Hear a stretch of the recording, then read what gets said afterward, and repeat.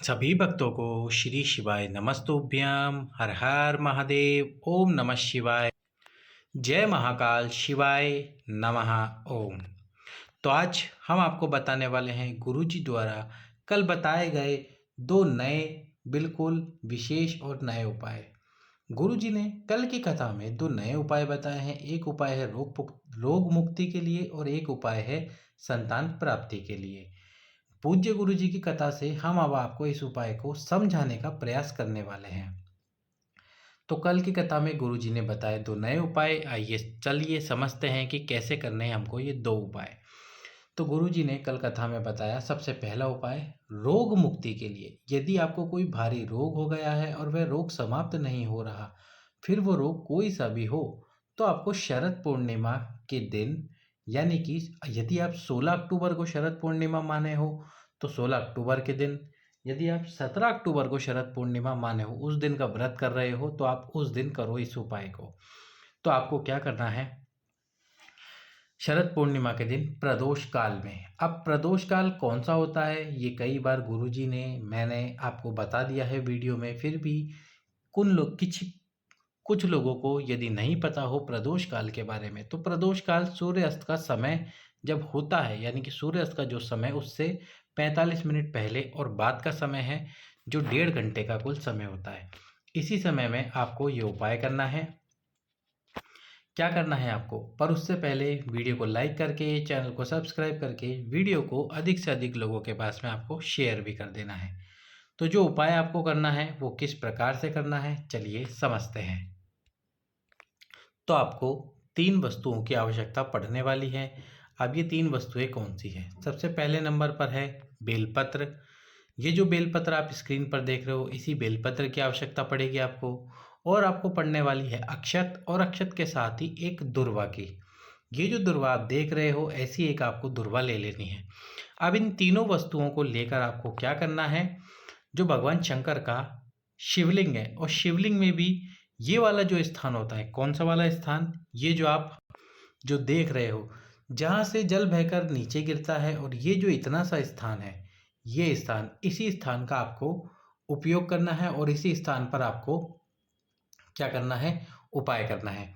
एक बेलपत्र, बेलपत्र के ऊपर दुर्वा और दुर्वा के ऊपर अक्षत रखकर आपको वो सभी वस्तुएं सोमेश्वर महादेव, कौन से महादेव, सोमेश्वर महादेव के नाम से यहाँ समर्पित कर देनी है।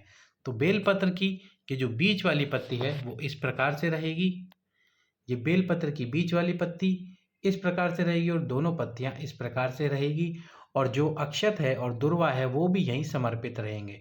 अब समर्पित करने का मतलब है आपको यहाँ पर अपना हाथ लगा कर रखना है, क्योंकि यदि आपने हाथ अपना हटा दिया तो ये सभी वस्तुएं नीचे गिर जाएंगी।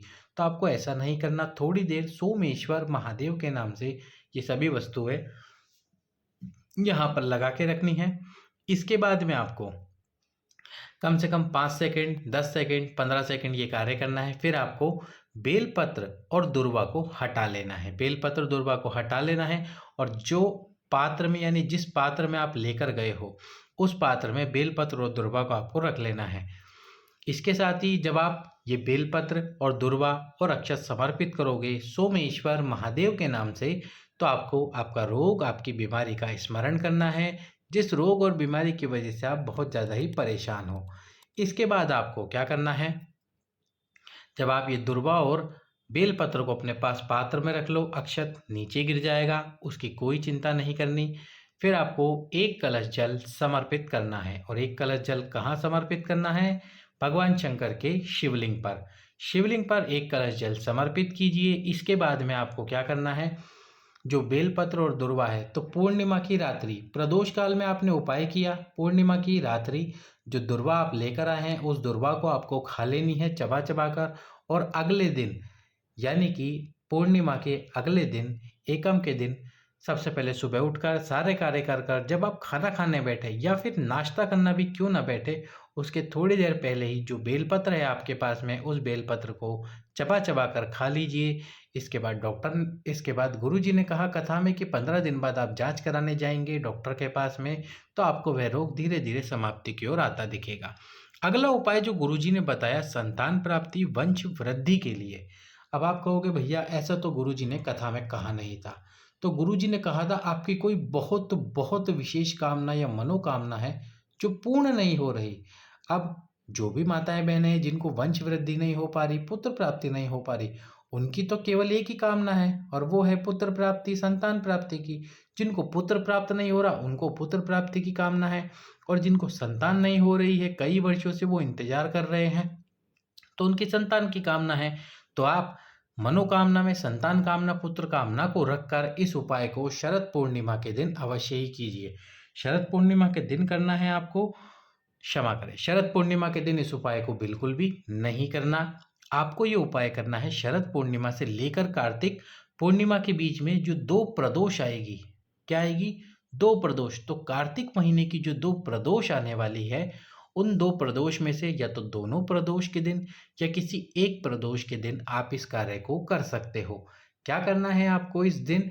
सबसे पहले तो 1 कलश जल भर लेना है। प्रदोष के दिन आपको ये कार्य करना है। प्रदोष के दिन प्रदोष काल में करोगे तो ज़्यादा अच्छा रहेगा। अब आपको थोड़ा-सा गाय का दूध लेना है। किसका दूध लेना है? गाय का दूध। गाय का दूध लेना है। पर इससे पहले आप वीडियो को लाइक करके, चैनल सब्सक्राइब करके वीडियो को अधिक से अधिक लोगों के पास में शेयर कर दीजिए, ताकि आने वाले समय में ऐसे ही वीडियोज़ और जानकारी आपको मिलती रहे। तो आपको गाय का दूध और 1 कलश जल ले लेना है। अब आपको क्या करना है, ये जो जल लिया है आपने 1 कलश, या तो दोनों हाथ में एक-एक चीज़ ले लो, एक में जल, एक में दूध, या फिर इस कलश के ऊपर ही आपको उस दूध के पात्र को रख देना है। यदि कटोरी में ले रखा है, किसी भी वस्तु में आपने उस दूध को ले रखा है, तो इस प्रकार कटोरी को इस कलश के ऊपर रख दीजिए। अब आपको पहुँच जाना है भगवान शंकर के मंदिर में, प्रदोष के दिन प्रदोष काल में। अब प्रदोष काल में पहुँचकर सबसे पहले तो भगवान शंकर की चौखट, अब आप देख सकते हो ये भगवान शंकर का मंदिर है और ये है मंदिर की चौखट। यहाँ पर आपको खड़े होना है, सीधे प्रवेश मत कर जाना मंदिर के अंदर। पहले उस जल और जो दूध का पात्र है आपके पास में जल के ऊपर रखा हुआ है, पहले शिव मंदिर पे खड़े होना, यानी कि शिव जी की चौखट पर खड़े होना इस प्रकार से। अब हम आपको दूसरे मंदिर की चौखट भी दिखा देते हैं कि वहाँ पर चौखट किस प्रकार से होती है। तो ये आप देख सकते हो, ये है हमारे पशुपतिनाथ जी का मंदिर। अब पुष्कर में जो है, तो आपको क्या करना है, इसी प्रकार से जैसे ये शिव मंदिर की चौखट है, इसी चौखट पर आपको खड़े होना है और शिव मंदिर की चौखट पर खड़े होकर जो भी आपकी कामना है, जो आपकी कामना है वंश वृद्धि, संतान प्राप्ति की, उस कामना को बोलिए। यहीं खड़े होकर आपकी कामना को बोलिए कि हे शिव जी, इतने वर्ष, इतने समय हो चुका है, और जो भी आपकी कामना है उस कामना को बोलकर आपको शिव मंदिर में प्रवेश कर जाना है। अब शिव मंदिर में प्रवेश करने के बाद में आपको क्या करना है, जो दूध का पात्र है यानी कि जिसमें दूध है, उस दूध को सबसे पहले तो आपको दक्षिण दिशा में पहुंचना है, उत्तर की तरफ मुख करना है, और जो दूध के पात्र में दूध है उस दूध को यहाँ माता अशोक सुंदरी के स्थान पर समर्पित कर देना है। और जो जल है, उस जल से, जो जल है आपके पास कलश में, तो उस कलश से जल को शिवलिंग पर समर्पित कर देना है। कार्तिक महीने की ये दोनों प्रदोष के दिन या फिर एक प्रदोष के दिन कीजिए आप इस उपाय को। बाबा आपकी गोद, आपकी झोली अवश्य ही भरेगा।